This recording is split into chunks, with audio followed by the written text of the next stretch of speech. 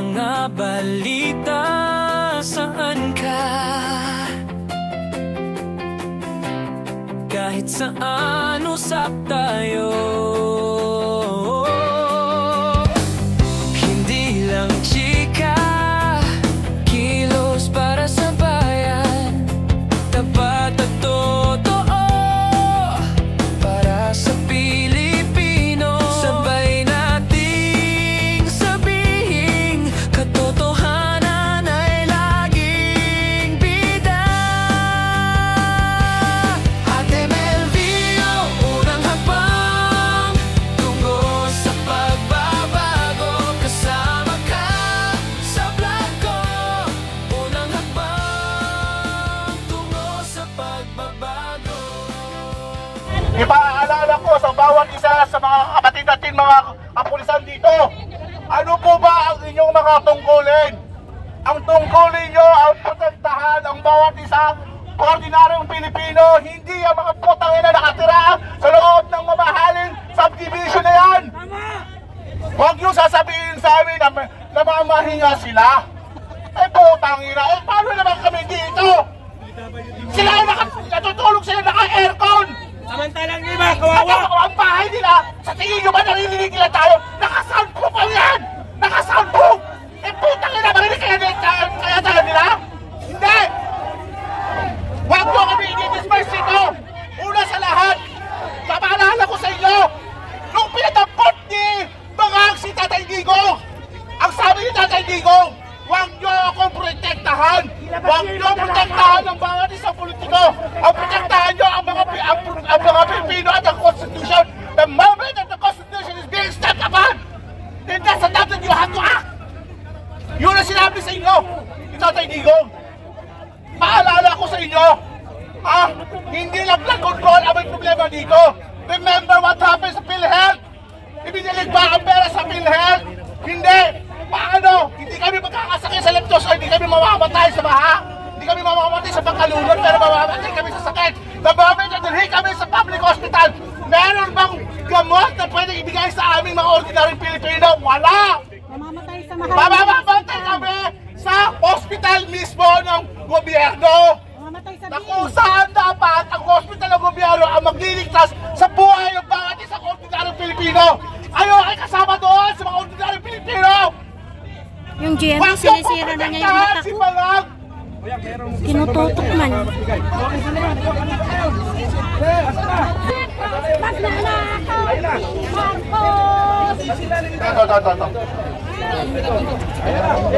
Yan, dito ko ilabas yung galing ko. You're on the stage. Ito ako nakikiusap lang ako sa inyo Mga bata pa kayo Ha? Marami pang bigas. Kaya na gwapo. At kaya gwapo. Ang gagwapo nila. Sayang. Lahat kayo gwapo. Pero naghihinayang ako, sayang. Yung kung ganawa natin. Diba? Kisig natin. Diba? Uniforme nyo, talagang tikas Diba? Pero, yung tikas nyo, tinatago nyo, yung magnanakaw. Kasi matingnan mo ba? Walang ganun na sa produktahan, ilabas nyo rito. Diba? Ganyan naman imahin nyo. Uniforme nyo. Ha? Tapos pinoprotektahan nyo yung magnanakaw. Ha? Kaya, diba? Ganyan naman imahin yung pulis kayo. Ang balito, Ang sinisira mo yung protektahan mata ng namin. magnanakaw. Ha? Akala ko nung bata ako.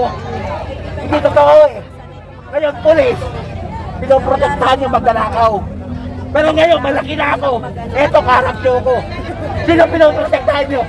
Ang bayan o yung magnanakaw? Magsalita kayo. Sa totoo lang. Sige na. Huwag nyo protektahan ng magnanakaw. Hulihin nyo. Ilabas nyo rito. Diba? Hulihin nyo. Inuutosan kayo ng taong bayan. Hulihin nyo na ngayon ang magnanakaw at ilabas nyo rito. Ha?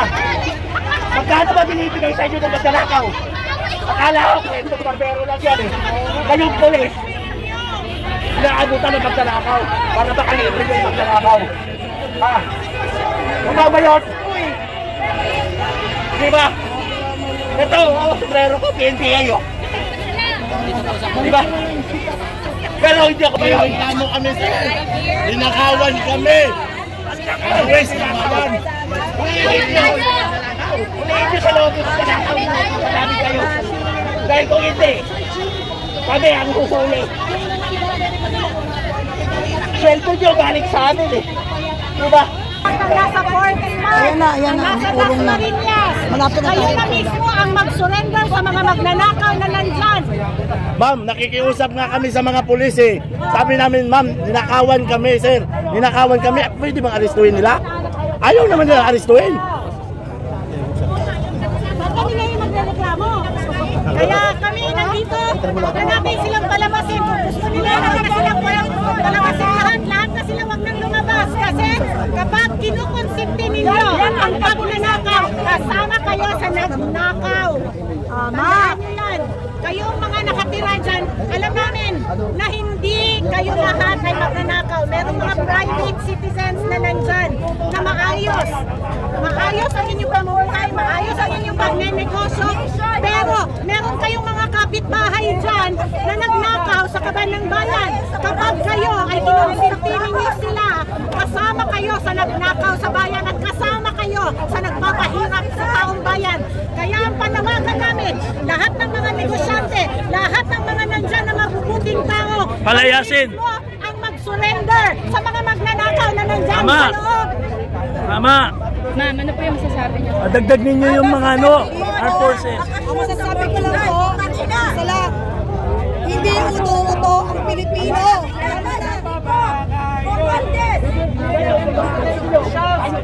Salbado na kami kasi may respect na kami. Pero alam namin na yung dumating ng mga polis nandyan para pigilan kami. Diba? Yung, nakita nyo yung sigawan kanina, parang ang saya-saya namin kasi ang sarap sana kung gano'n na yung kakampi namin kayo dito. Yung kayo yung rest back namin, kayo yung puprotekta sa amin, kayo yung back up namin. Pero hindi yun ngayon. Ibang kumanta. At alam naman natin na hindi na to basta na kami nagagalit ng walang rason. Kahit kayo alam nyo na may korupsyon kahit dyan sa hanin nyo. Kayo po ay mga Alam nyo na kahit yung mga anak nyo Hindi po ba? ninanakawan. Sino po Alam nyo nagpapasweldo na sa kahit yung inyo? mga anak nyo sumusuko sa Sino po ba nagpapasweldo sa inyo? pinoproteksyonan ninyo. Sinisingil ng taong bayan. Romualdez, may bagyo. si Rimulya, Walang makain, may sakit. si Zaldico. Sino po ba nagpapasweldo sa inyo? Nakikiusap po kami sa inyo. Kami ay mga ordinaryong mamamayan. Kami ang nagbibigay ng sweldo ninyo. Alam niyo yan. Hindi niyo po kami kalaban, mga kuya. Sayang eh.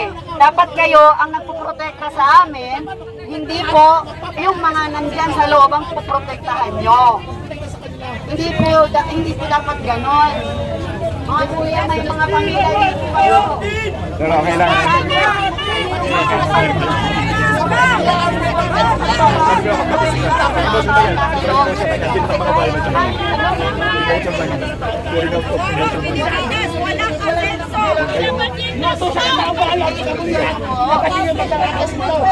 Huwag yung protektahan! Hello! Hello! Hello! Paubos na yung battery lang. Uulitin ko, alam natin na hindi natin kaaway ang mga pulis, tama? Okay, hayaan nyo lang po kami ang maglabas ng sama ng loob. Yun lang, masasaktan lang yung damdamin nyo. Pagbigyan nyo na. Oo. Hindi natin kaaway ang kapulisan. Pero naniniwala din tayo na dapat sa dami nila ay dinampot na nila ang mga magnanakaw. Pero nandito kayo ngayon sa harapan namin nakatayo. Pero yung mga boss ninyo, nasaan? Nasa likuran nyo ba? Wala. Kayo ang sumasalo ng galit ng mga ordinaryong Pilipino. Nasasaktan din kayo kasi ninakawan din kayo. Sunuran sa mga magnanakaw na politiko. Kung binahadi ng mga bahay nyo, tumawid kayo dito. Para humihi natin yung magnanakaw. Ano ba yan? Hindi, dapat nga kayo yung nakuhuli ng magnanakaw, di ba? Ito na yan, kaya hindi sila inuuli. Kaya pinoprotekta din ha. Kaya nandito tayo. Sabay-sabay tayo. Pumasok sa loob. Hindi natin sabay-sabay ang magnanakaw. Natamad kayo magtrabaho bilang pulis. Tutulungan natin kayo. Pasensya na yung mga hindi ko mapaakyat ha. Baka umina yung signal ko eh. Dyan na lang muna kayo. Pasensya na kayo. Ito dokumento.